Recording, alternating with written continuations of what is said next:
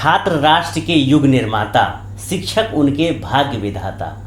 जय हिंद और आप सभी का स्वागत है।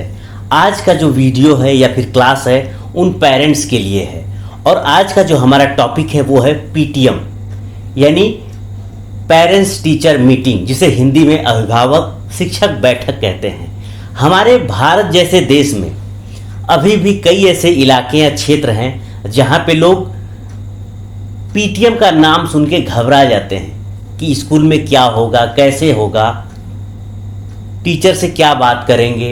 या फिर बहुत से ऐसे लोग हैं जो सोचते हैं कि इसको हल्के में लेते हैं कि अरे स्कूल नहीं जाएंगे तो क्या हो जाएगा, पीटीएम में नहीं जाएंगे तो क्या होगा, उससे कोई फर्क नहीं पड़ता। लेकिन ऐसा नहीं है। दो ही लोग ऐसे हैं, एक टीचर और एक पेरेंट्स, जो चाहते हैं कि उनका बच्चा उनको हरा के आगे बढ़े। यहाँ पे हराने का तात्पर्य ये है कि उनका बच्चा खूब तेज हो, खूब आगे जाए, खूब बढ़े, खूब सक्सेस हो। ये सारी बातें हैं और ये ऐसा तभी हो सकता है जब हम अभिभावक और टीचर एक साथ बैठ के बच्चे के बारे में डिस्कस करें कि उसमें क्या कमियां हैं, कैसे उसमें सुधार किया जाए, कैसे उसमें सामाजिक विकास किया जाए, कैसे उसका मानसिक विकास किया जाए, शारीरिक विकास, सारी चीज़ें। तभी उसका सर्वांगीण विकास हो सकता है जब हम लोग बैठ के आपस में बात करेंगे उसको कैसे सुधारा जाए। तो आइए जानते हैं कि आज के इस वीडियो में क्या जानेंगे। तो आप लोग पहला पॉइंट देख सकते हैं कि पीटीएम क्यों ज़रूरी है, इसके बारे में डिस्कस करेंगे। फिर बात करेंगे पीटीएम से पहले। आप लोग देख सकते हैं पीटीएम से पहले यानी जब पीटीएम में जा रहे हों तो हमें पहले क्या प्लान बनाना है, क्या सोचना है, इसके बारे में डिस्कस करेंगे। फिर बात करेंगे पीटीएम के दौरान यानी जब पीटीएम हो रहा हो तो हमें किन बातों का ध्यान रखना है, किन बातों को हमें पहले करना है। फिर बात करेंगे पीटीएम के बाद यानी जब ये मीटिंग समाप्त हो जाए तो हमें क्या करना है, इसके बारे में हम लोग विस्तार से जानेंगे और डिस्कस करेंगे। तो चलिए हम शुरुआत करते हैं और देखते हैं कि पीटीएम क्यों ज़रूरी है यानी पेरेंट्स टीचर मीटिंग क्यों ज़रूरी है। तो इसमें पहला पॉइंट है कि बच्चे के बारे में ज़रूरी जानकारी का आदान प्रदान यानी जो भी ज़रूरी जानकारी है उसका आदान प्रदान होता है शिक्षक और अभिभावक के बीच। दूसरा पॉइंट है स्कूल में बच्चे की दिनचर्या समझने का अवसर यानी जो टीचर होते हैं वो अभिभावक से मिलकर समझते हैं कि बच्चे का दिनचर्या क्या है, वो क्या करता है घर पे, ये सारी चीज़ें। और टीचर भी बात करते हैं, अभिभावक भी बात करते हैं बच्चे के दिनचर्या के बारे में। तीसरा पॉइंट है बच्चे की शैक्षिक, सामाजिक एवं मानसिक विकास की जानकारी।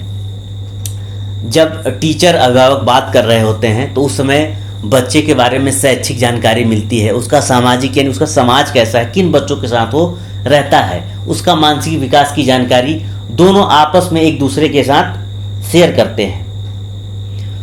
दूसरा, उसके बाद अगला पॉइंट है शिक्षक और अभिभावक की खुली बातचीत का अवसर। शिक्षक जो अभिभावक होते हैं उनकी खुली बातचीत का अवसर मिलता है। हमने एक बार एक पेरेंट्स का मेरे पास कॉल आया, वो बता रहे थे कि सर ऐसा ध्यान दीजिए, वैसा ध्यान दीजिए। तो हम लोग सारी चीज़ें फ़ोन पे डिस्कस नहीं कर सकते हैं, इसीलिए जब हम लोग बात करते हैं आपस में बैठ के तो अच्छे से डिस्कशन होता है। अब अगला पॉइंट बात करते हैं आपकी निष्ठा और भागीदारी को दर्शाना। हम उसमें देखते हैं कि जो बच्चा पढ़ रहा है उसमें आपकी भागीदारी कितनी है, आप उसमें कितना इन्वॉल्व हो रहे हैं, इसके बारे में भी हमें जानकारी होती है। अब हम बात करते हैं अगले पॉइंट यानी पीटीएम से पहले। आपको पीटीएम से पहले क्या करना है, क्या चीज़ करना है पीटीएम से पहले। तो पहला पॉइंट है बातचीत की सूची। आपको क्या करना है, बातचीत की सूची बना लेना है। इसमें कि हमें क्या बात करना है टीचर से, क्या क्या कमी है बच्चे में, उस चीज़ के बारे में हम वहाँ पे बात करेंगे।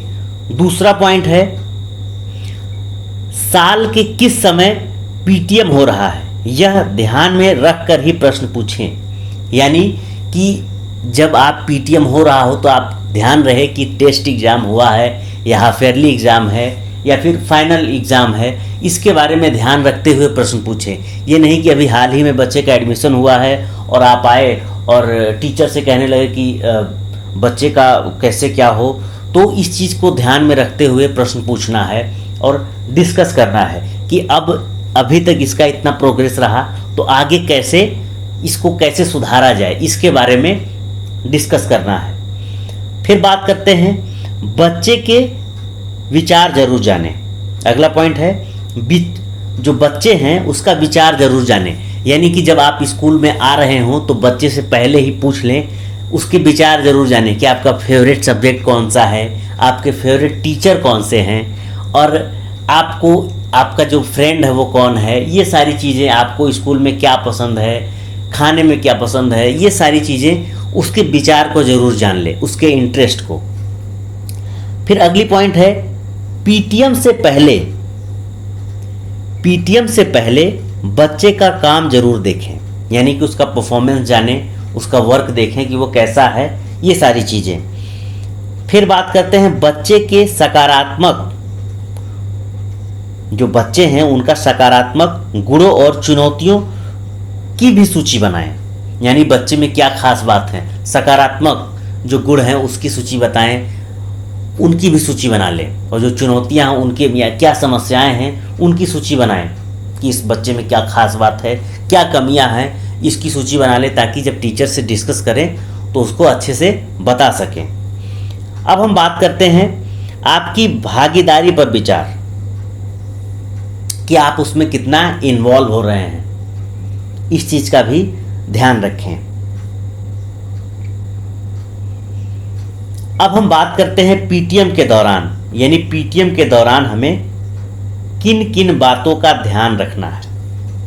तो पहला पॉइंट है, आप लोग पहला पॉइंट देख सकते हैं कि दोनों ही अभिभावकों को पीटीएम के लिए आना चाहिए या जाना चाहिए, यानी जब आप माता पिता दोनों जब स्कूल में आएंगे तो बच्चे के बारे में दोनों लोग जानेंगे कि उसका विकास कैसे हो रहा है। ये नहीं कि आप सोच रहे हैं कि बच्चा इस सब्जेक्ट में तेज है या फिर इसमें इंटरेस्ट ले रहा है, तो दोनों लोग आपस में थोड़ा सा कंफ्यूजन हो सकता है। दोनों लोग साथ में रहेंगे तो और अच्छा रहेगा।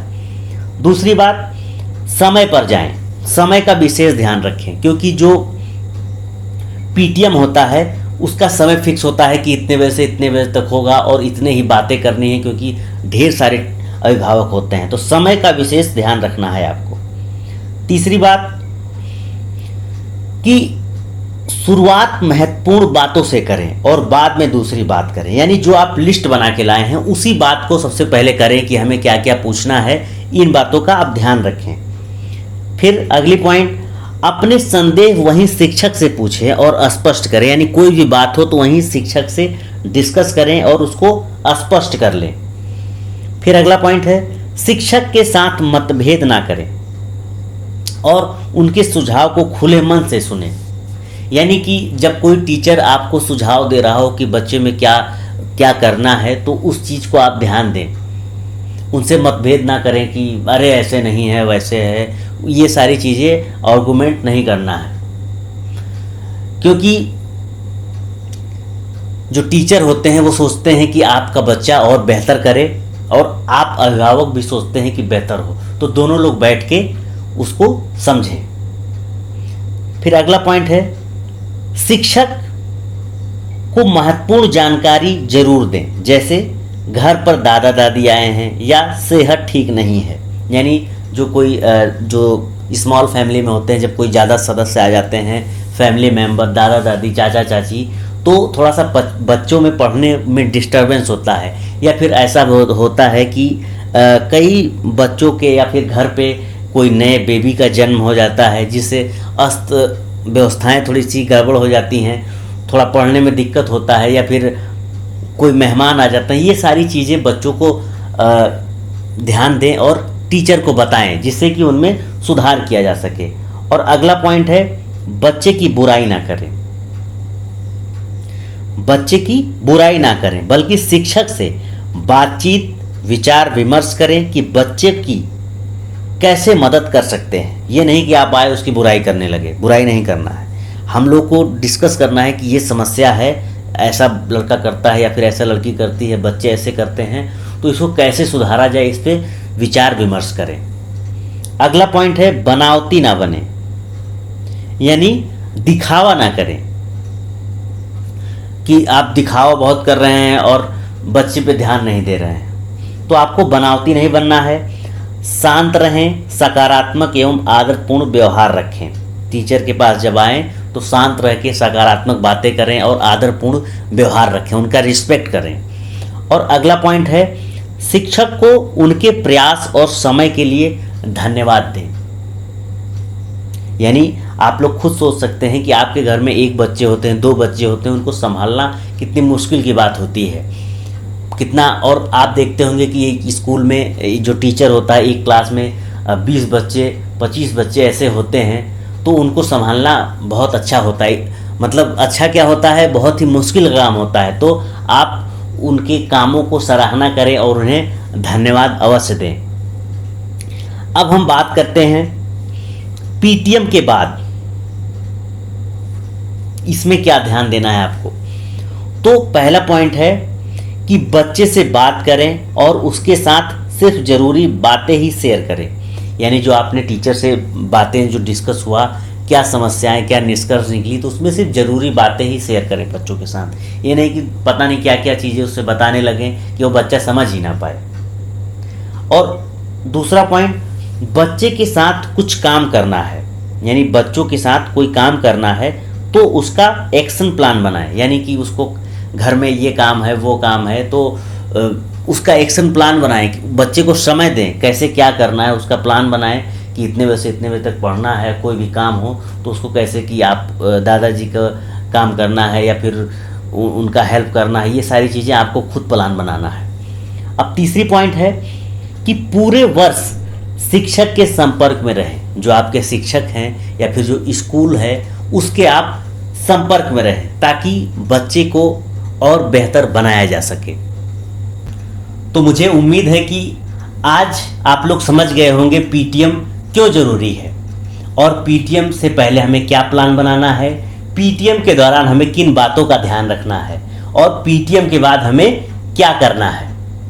तो अंत में हम यही कहना चाहेंगे कि आप टीचर का रिस्पेक्ट करें और पीटीएम के बाद उन्हें धन्यवाद बोलें, क्योंकि छात्र राष्ट्र के युग निर्माता, शिक्षक उनके भाग्य विधाता।